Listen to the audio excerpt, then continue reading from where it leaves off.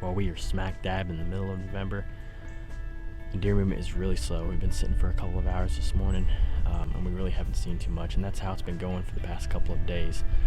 We're in the Midwest, specifically southern Indiana, and we're in the lockdown phase right now. We know the majority of our does are bred from November 13th to 19th, and that's exactly what we've been seeing. Just some fawns and bucks in the younger age classes working through the timber, working through the funnels, searching for does.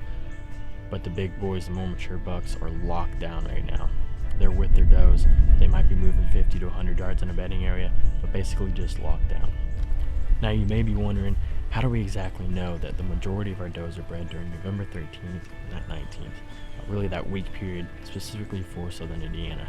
And like all things deer hunting, or most things deer hunting, most of it is made off of observations when you're hunting or from your trail camera data.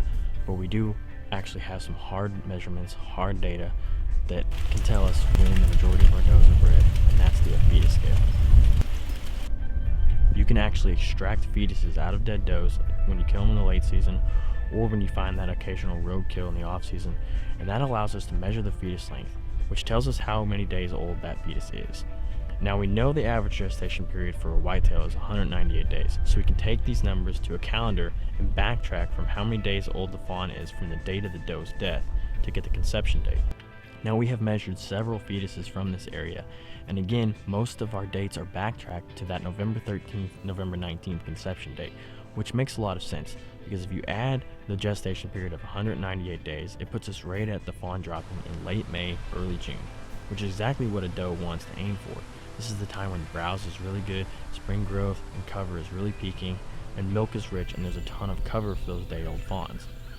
Now all this is an elaborate way of saying that this is the lockdown phase, and bucks are breeding most of the does now. Yes, does come in earlier, yes, they come in later, and we even get fawns coming in later in the season, but right now the peak, a majority of our does are getting bred, which is the lockdown phase, and that's why the big boys aren't moving.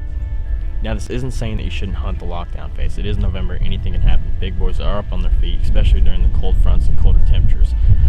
But if you remember, on average, a doe only stays in estrus for 12 to 48 hours. So after that 2-day period, once she's out, that buck will get back up on his feet and start searching for another doe.